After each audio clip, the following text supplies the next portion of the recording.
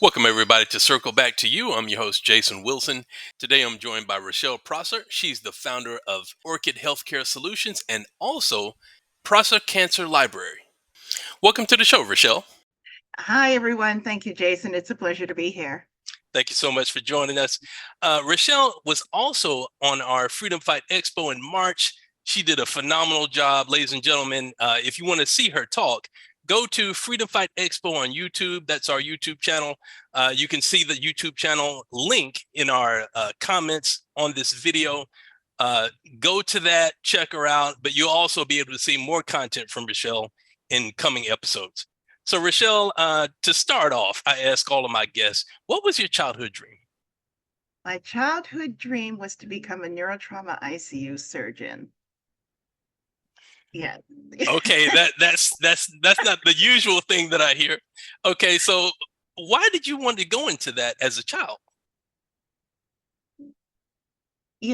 I always liked mathematics, but the brain was one of those untapped areas that you really didn't understand. And at the time coming up, there really wasn't any of us in neurosurgery at all. So going through school, I was always one to be the first at doing things. And so it just met my match. Didn't make it though, but I do it from the nursing perspective. So it's just as good. Okay, so as a child, I wanted to be a doctor too. I mean, I watched shows like Saint Elsewhere and other shows like that. Did you have any favorite shows that were doctor shows while you were a child? Doogie Howser, I think, was my favorite. Doogie Howser growing up. Okay, cool. So then when you went to university, what did you study? I ended up studying nursing, which was a far cry from med school. Um, I just looked at who was the one that was doing most of the care at the time when the patients needed you the most, and it wasn't necessarily the doctor. I mean, they have a role. They have a role to play. They are there when the chips are down, when everything's going not the way that you want it to. They're there. But long term, who's the one that develops the relationship? Who's the one that has the pulse of what's going on with the patient? And then identifying and activating the physician services as needed. It's the nurse. So that's why I went into nursing. And also, my grandmother was a nurse, and I just wanted to give her that recognition by following in her footsteps. Oh, that's great. Okay, so you had a huge influence from your grandmother. Yes, yes, Okay, yes. so let's talk about the cancer aspect of nursing. How did you get involved with that, and why were you so passionate about that? Well, again, influence from my grandmother, my paternal grandmother. Um, so she was diagnosed with a very devastating pancreatic cancer. By the time we found out about it, or the rest of the family found out about it, they basically gave her 2 weeks to live. She lived about 90 days. But in that time, having those deep conversations with her before she could no longer converse with us, she made me promise to look to the end of life struggles and to say people should have dignity no matter what their station, no matter what's going through them. And so I had started looking at, in Canada, they call it end of life care. We call it palliative care here.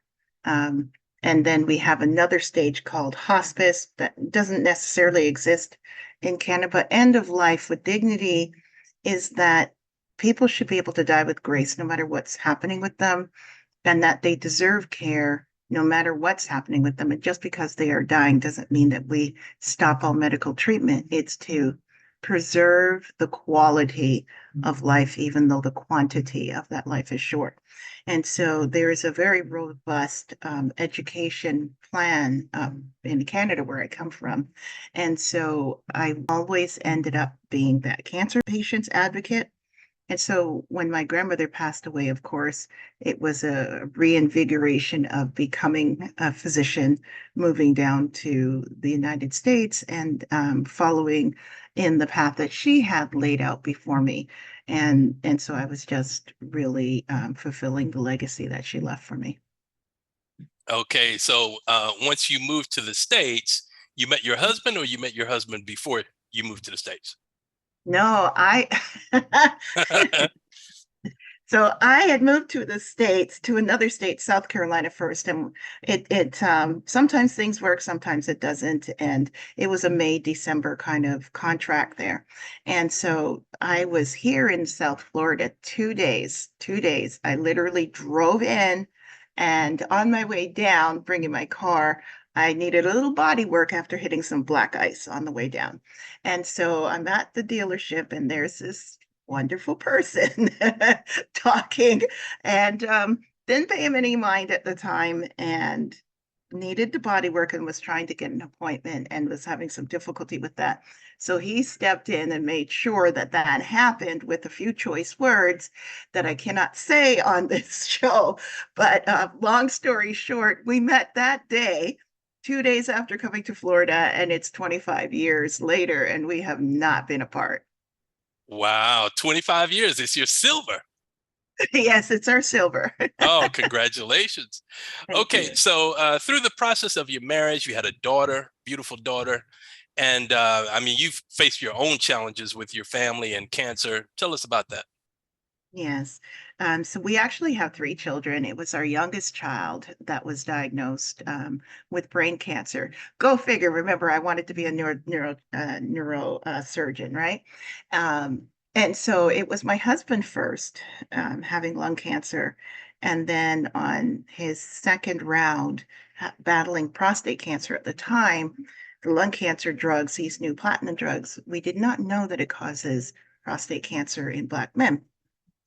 And so this is what we were facing. But at that time, the same time as he was diagnosed with prostate cancer, our youngest child was diagnosed with this debilitating brain cancer, pylomyxoid astrocytoma, which basically is a mosaic cancer. It's a bit of everything, the worst of cancers, the best of cancers.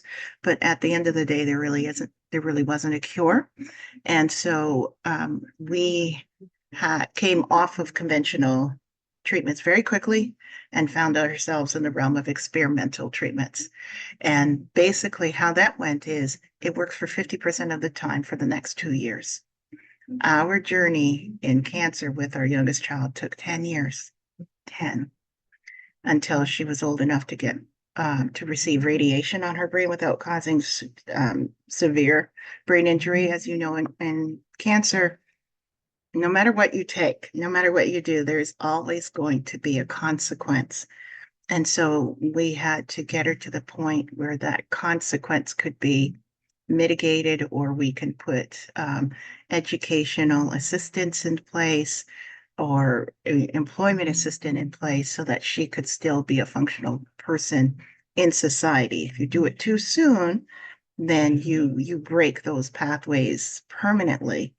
And with the brain, once you break it, you cannot fix it. So it took a lot of innovation and a lot of patience waiting for medical science to catch up to her and to us where we were in order for us to find our miracle, our version of this is what cancer survivorship looks like now. So I know from personal experience with my ex-wife, she had breast cancer, and I'm telling you, it did a job on my mental health and also hers as well. And we didn't really have any avenue that we could go to or a person that we could go to and talk about what we were experiencing together as a couple, which is part of the reason why I'm so passionate about mental health right now with Circle of Friends Club. And you've been down that same road yourself with your Oh, family. yeah. Okay. Oh, yeah. So So as far as mental health and cancer is concerned, why do you think it's so important that these needs are addressed? we're able, Jason, you and I are able to laugh about it now because we're on the other spectrum, the other side of that journey, whether it's survivorship or not.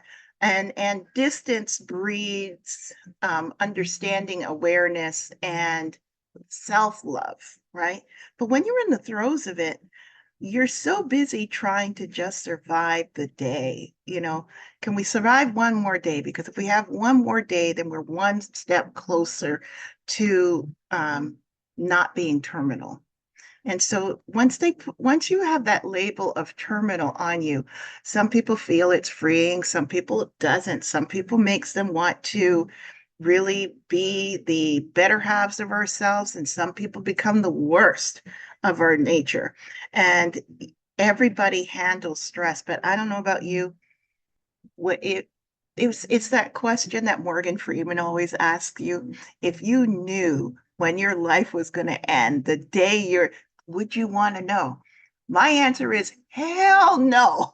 No, absolutely no. Not even in the worst chance, because in knowing it is not freeing. It's not as freeing as people think, especially when you're in the infancy of your life, because then it's all of the woulda, shouldas, and what if we could, and did I make this right? Did I say this in the right way? Oh, that was a real butthole just now, and this person is dying. Do I really need to be this way? And so you have to be able to find grace, and that is a learned skill. You need to have emotional intelligence. That again is a learned skill, and we do not learn those things until the biggest crisis comes to bear, which is the potential death of a human being that we love and adore. And then all of a sudden, everything comes crashing down, and you can either take the blue pill or the red pill. It's the matrix. Do you want to stay in your altered reality, or do you want to do something new? And it's hard. It's a hard choice, and there's no right answer, but we forget to think about it. We forget to think that we are still human beings that have the innate sense of ego, of despair, and we deserve the right to have that conversation, to say, are you doing okay today? We forget to ask that. We obviously assume, no, we're not doing okay today, because if we were, we wouldn't be terminal, right? But there's another aspect on that. How are you handling the day? For me, what I learned is I can't do 24 hours, and I never will be able to for the rest of my life, even though I'm on this side of survivorship. Because 24 hours means that I have to take in the past, present, and the potential of the future. And I can't, because you can't fix the past, so it can never be changed. The future is like tomorrow. It's something that you look forward to, but never comes, and you can never adjust that. But what you can do is fix the present by being present, by being cognizant in the here and now, understanding no one's perfect. And so breaking that presence down into moments and situations. It's not the situation of the moment. That moment will pass. The situation will pass, but it's how you handle that moment and situation. And believe me, my daughter is 14 going on 80, but she is a normal, emotional teenager right now. And so I am relishing the moments of my upsettedness on occasion, which children will do to you, but still you have to be a parent, right? So having that oncology mindfulness to know that it could be a word, it could have been the tightness of the clothing, it could have been the lack of sleep, it could have been a pebble in the bed that set this other individual that is surviving cancer or dealing with cancer off, and it has absolutely nothing to do with you. But yet, because you're so close, you bear the brunt of it. And so being mindful of that and saying everybody deserves a moment for grace. And so this is why you and I talk about these things. This is why we speak on it, because as a healthcare provider, we forget that the healthcare provider has some feelings too in all of this. We're not just the caregivers. We're the ones telling you, yes, you're going to live today, or no, we have nothing for you. And I'm so sorry. And if you think that it doesn't take a toll on our mental health going through that every day, then you forget that we're all part of the human race, part of humanity. That is such an important point and something that needs to be discussed. So I'm so glad that we met first of all, and Yeah. speaking of mental health and oncology mindfulness, there's a spiritual aspect that people should be aware of as well. I mean, I've heard people say that, well, God gave me the cancer, and God would never do that. I mean, He would never give you something to destroy you. That's not Him. So, people need to know that we serve a loving God, that He wants you to be in good health, and He would never do something to destroy you. He's always looking for a way to uplift people and to connect them to promises to give them love, relationships, long life, and all of these life things. So, we are actually in the process of organizing another freedom fight. It's specifically for oncology mindfulness. And tell us why it's so important to do this from your perspective, Rochelle. You know, so I now have to separate my healthcare background from just me being me, speaking for me here. And, you know, going through cancer, one of the things that some of the healthcare professionals who truly believe in miracles or have seen miracles when there was just no rhyme or reason why this works. Now we're getting into the medical science and they can explain it a little bit more. But one thing that they said to me is that if you believe in something, it doesn't matter what you believe in, but have that belief to know that there is something bigger than just yourself going through this. And that can help you get through the journey when times are hard, when you lose your faith, when you lose your rock. I would say to my daughter, you having cancer, you don't see it now, but you're going to have such an amazing testimony. Once you can say, I'm cured. Once you could say, I went through this. When you have done the impossible, you understand that I'm possible. It's just changing the focus of your words. Anything is possible if you believe in it. And so, what we found, and what studies have also shown, are the ones that give it hell are the ones that really survive. But you got to be able to go through the mental minefield of dealing with that person giving hell to this cancer because God doesn't give you cancer. I'm sorry. He's not that type of person. That's not what he has. There's a person unnamed that I will not say the name. He tells us he could do anything. He could have made it beautiful, made life wonderful, but he chose to do something else. And so you need to see it for who it is. So I started calling her Job, going through the process. And then once we got through it, I called her Lazarus because when you look at that, Job was tested, everything was taken away. I cannot begin to tell you the hardships that we've had between the seven-figure medical bills and trying to figure it out. Because if you think it's just one, it's not one. They keep coming. They keep coming. And so you could sell everything and you're still there. You're not, so you can't do that because you have other people in your life that don't have cancer, but the whole family has cancer. And so it's again, it's not the situation, it's how you deal with it. And I truly feel looking at her now, getting A, B's, and C's from going dead F's, not even remembering where rooms in the house were to where she is now, and saying, when God decides to restore you, he doesn't open the door, he tears off a roof. And that's what we hold on to. Not everyone has that kind of a story. And so this is why I have to separate myself from my healthcare profession on this. And and so understanding all of that process, we started this oncology mindfulness journey together with you reaching out to me and saying, if there was a topic on mental health, what could I talk about? And I said, it has to be oncology mindfulness. And the reason why I say it today is there's plenty apps out there, pick, choose, and refuse. that deal in mental health and healing the mind, body, and spirit. But when it comes to oncology, we forget that, first of all, the person is terminal. They're not even expected to make it through the journey. So they already got one strike against them, too. There. Then they're expected to take this medicine that will do harm.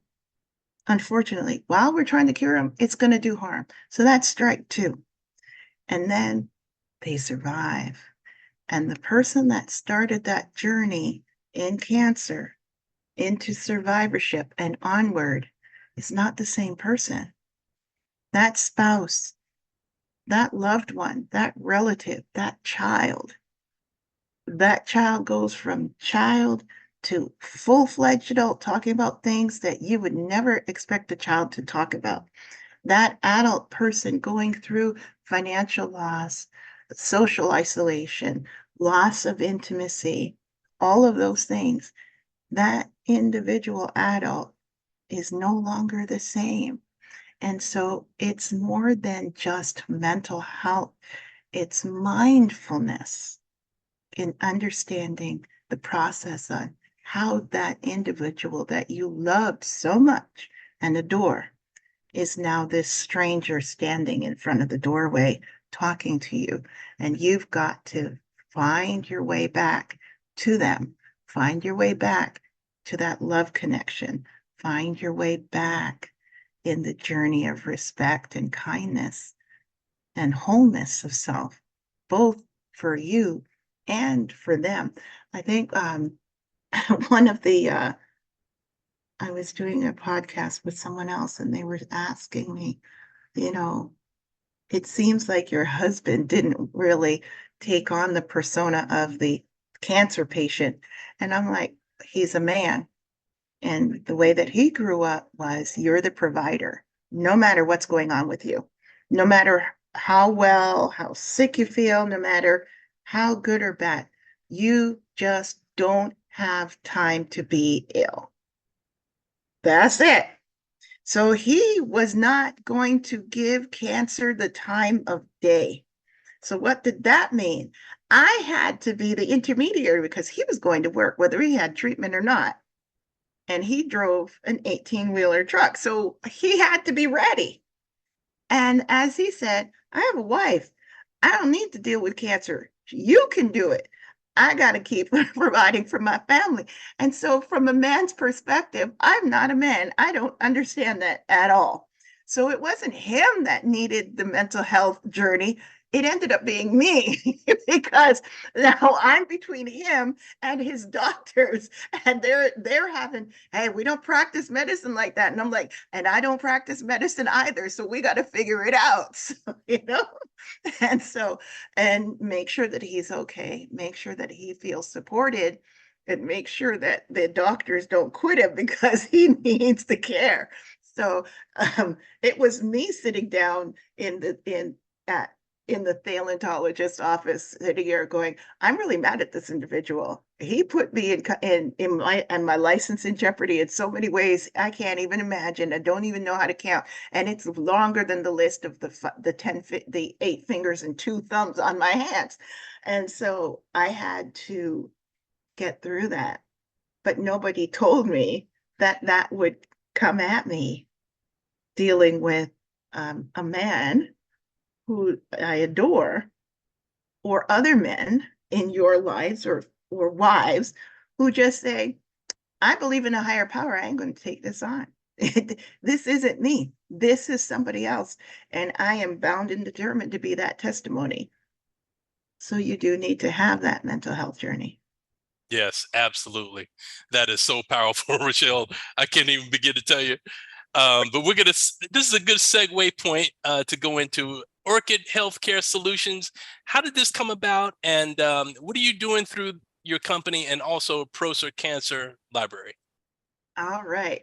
Well, I was out there, as I said, with no options. We had none. We could look left and right, and there was nobody like us, and there was no treatment there running down, take this, eat that, swallow this. There was nothing there. And so by the grace of God, he had instilled in me from the day I knew myself, because I wanted to know about the brain, because I wanted to understand its workings and underpinnings and everything out. He prepared me for this journey to be the mother of this child with this incurable disease. And so, fortunately, with 30 years of training, I was able to say, these are the things to look for. These are the things that I need. How do I make those happen? And who do I talk to have those allies in place so I can do these things? Most people don't have that option. They don't have the ability to know what questions to ask or where to go to find them. So the first thing I said was, how can I help others? And I was helping others one on one as I encountered them on our journey, but it wasn't enough. It wasn't enough. We have children dying at 247. 247 children die every day from cancer alone, just cancer. And so it, if you ask me, that's 246 too many because one is too many. And I can't be everywhere. So, what was the one thing that I could have had if I knew what other drugs were out there?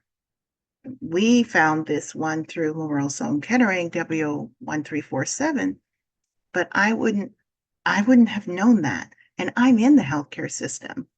And so, how do we remove the barriers of knowledge and access? And the only thing that I could think of was to create a cancer treatment library. And so that's where the Prosser Library of Oncology came from.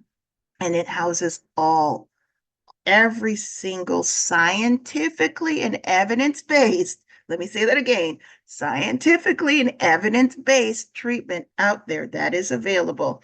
Whether it's a small pharmacy where it's a clinical researcher that had the dawn of a thought in the middle of the night and created this wonderful miracle drug that nobody knows about, all the way to conventional remedies.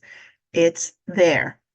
When you have cancer, you need something to give you an answer. That's not the time to do preventative medicine. Am I a proponent of preventative medicine? No.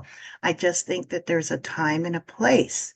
But when you have full-blown stage 3, stage 4 cancer, that's not the time to start preventative medicine. You need somebody who knows what they're doing, who has seen this a lot, or knows that this treatment will work for you because they've tested it on certain cells of the same nature and character of what you have. And so I started the Prosser Oncology Library. But while I was out there, I realized people don't know where to go. And depending on your health insurance, most people start at a good point financially, but they don't end up through the treatment that way. And so we needed resources. And that was something that I didn't have. Again, as I said, I had 7-figure medical bills. I shouldn't have had 7-figure medical bills. I had fantastic medical insurance. Also, there are a lot of agencies and foundations out there to help you, but what people need is more than, okay, here's a check. This covers you for a third of your bills this month. Don't come back. That's not help. Some people have treatment for 2 years, and that's the routine. So giving them a one and done is not helping them. So I wanted to help people in the way and manner that they give it. And of course, nurses are the ones who've been doing this in chronic disease management for over 50 years. And so I created a platform for people to come, and it provides constant contact in the way and manner that you want so that they can reach you. And that's where Orchid Healthcare Solutions came from, because I wanted to return the journey and dignity in your cancer journey. And finally, to help you in those decision making so that you can get to the answer and the results that you need. I don't promise a cure. I can't do that. Nobody can, but I can at least make the decisions and the process a little bit easier for you to understand so that you can make the right decision for you. And sometimes that right decision means to do nothing. And that's okay. I will support you through that too. I think, everybody has been through cancer, dealing with cancer in some way at some point in their lives. You've either been affected by it, or maybe you have a family member or a friend, but I mean, all of us are affected by it in some way. Rochelle, this is such important work that you're doing. I'm so glad that you're doing this. How can they find you? www. Orchid Healthcare Solution, Orchid like the flower, and solutions with an S. All three words together, and you'll get there. And I'm on LinkedIn, Facebook, Instagram, Tribal, and Twitter. Awesome. We will definitely have you back on this show, Rochelle. Thank you so much for being on the show. Ladies and gentlemen, Rochelle Prosser. Take care, ladies and gentlemen. Take care. Thank you so much, Jason. Take care.